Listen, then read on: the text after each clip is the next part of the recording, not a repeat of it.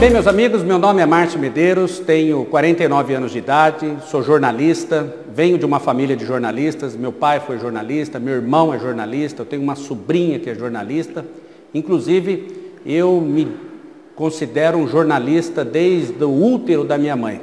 Aprendi a brincar com microfones, fios, máquinas de escrever e hoje computadores, smartphones e tudo mais. Portanto, este é um assunto que me empolga bastante. Como jornalista de formação e de DNA, eu diria que não tem como começar a falar de um assunto tão interessante como esse, sem primeiro a gente alinhar algumas definições.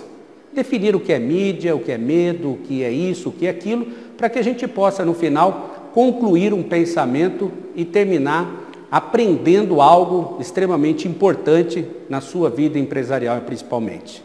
Mídia pode ser desde um pequeno instrumento até um comportamento.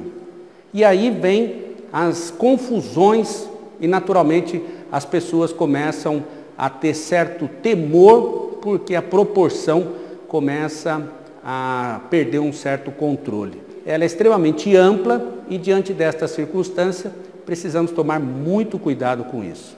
Porque uma mídia mal trabalhada, ela pode causar danos terríveis, tanto na vida pessoal quanto na vida profissional. Se você tem medo, e naturalmente o medo, ele te remete ao desconhecido, é preciso também alinhar o que quer dizer o medo, né? E se você procurar no dicionário, você vai ter muita dificuldade, porque medo é algo muito pessoal.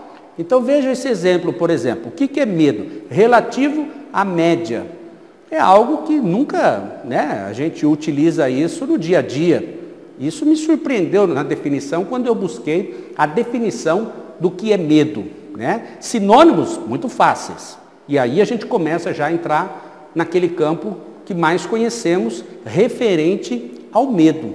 Ou seja, quando a gente tem um ato de covardia, uma fraqueza, um pavor, um pânico, a gente se remete ao medo. Então veja você que medo é algo que pode ser algo extremamente pessoal. Mas se a gente for ver mesmo dentro deste perfil de comportamento, aí sim a gente consegue chegar a uma ideia mais generalizada do que pode ser o medo, E eu gostei muito desse terceiro item, receio de ofender, de causar algum mal, de ser desagradável. Gente, olha como isso é profundo, porque normalmente a gente fica com medo do que é mais forte, do que é maior, e não necessariamente. A gente pode ter medo das consequências que nós, de uma maneira inadvertida, podemos causar. Porque nem sempre, quando a pessoa está ocupando um cargo, ela se preparou para ocupar aquele cargo. Então, às vezes, se comporta de uma maneira não muito adequada com relação àquilo que interessa para a mídia. Portanto, você tem que estar condizente com aquilo que você naturalmente pretende transformar. Meus queridos, isso só tem uma forma de você conseguir. É treinando, treinando e treinando. Treinando 24 horas por dia. Mas não é um treinamento profissional. Não é um treinamento que você precisa ter um professor, que você precisa ter um instrutor, que você precisa ter manuais, precisa ter dicionários, vídeos, aquela coisa toda. Não. Você precisa ser natural, normal. O que quer dizer isso? Que você pode perfeitamente treinar em casa, com a sua esposa, com seus filhos, com seus amigos, com seus colegas de trabalho. Ora, se eu falo mal o dia inteiro, se eu conjugo os verbos errado o dia inteiro, se eu conto piada o dia inteiro, quando eu for me expressar, ou quando eu for transmitir um pensamento meu, vai ser dessa maneira que eu vou falar. A imagem, ela nada mais é do que uma representação figurativa. Então, quando eu falo assim, flor, o que lhe vem na mente? Lhe vem a imagem de uma flor. Não vem a palavra F-L-O-R, muito menos o cheiro. Quando eu falo carro, o que lhe vem na mente? A imagem de um carro, provavelmente o carro que você tem. ou um carro que você deseja, mas vem um carro.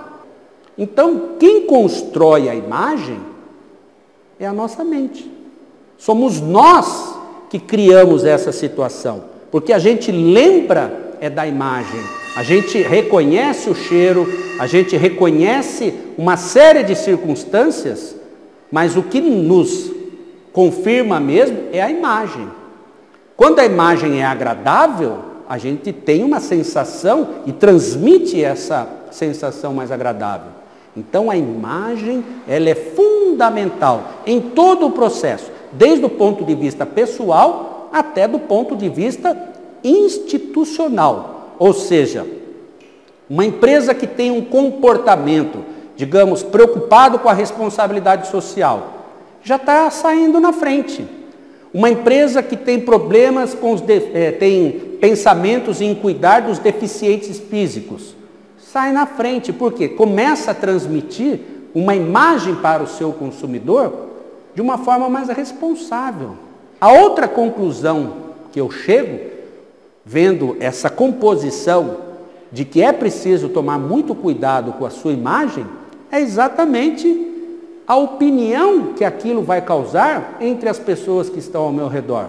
Porque quando eu ouço que uma empresa não está indo, um boato, ou aquela empresa não está bem, é o suficiente para me causar dúvidas.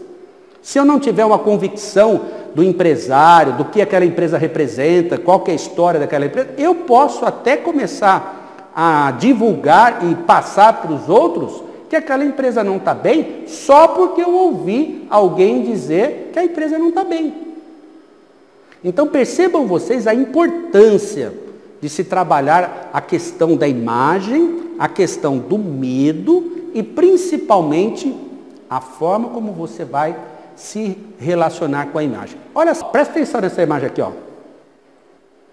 Olha que legal. Perceberam ou não? Vou passar de novo, ó. Olha a imagem, ó. Parece que é uma moça, quando se aproxima, são 2 esquilinhos. Porque, meus queridos, é preciso entender, dentro desse processo de mídia, que existem 3 profissionais extremamente específicos. Ou seja, e muita gente pensa que é o mesmo, publicitário, jornalista e relações públicas. E aí que eu chamo que a empresa inteligente é aquela que cria a comunicação integrada. Ou seja, meus queridos, profissional negativo é aquele que pensa que já sabe.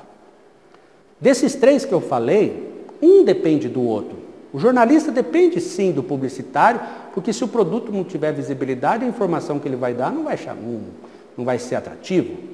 Da mesma forma que, como é que o Relações Públicas vai querer saber de uma coisa que tem dificuldade de ser vendida? Um detalhe que eu sempre alerto as pessoas que eu assessoro é que o jornalista, a mídia de uma maneira geral, gosta muito de comparativos. Se você puder mostrar essas comparações, eles sempre terão uma ideia do que foi, do que é e do que pode ser. Isso é muito interessante e é extremamente produtivo, né? Não sabe? Fala que não sabe. Não tem o que dizer? Não fala. Não tem o que mostrar? Não queira aparecer. Aí a propaganda é negativa. E porque pensando diferente, eu tenho certeza que a gente pode ter um comportamento diferente. E tendo um comportamento diferente, vai chamar a atenção, você vai se destacar na sociedade.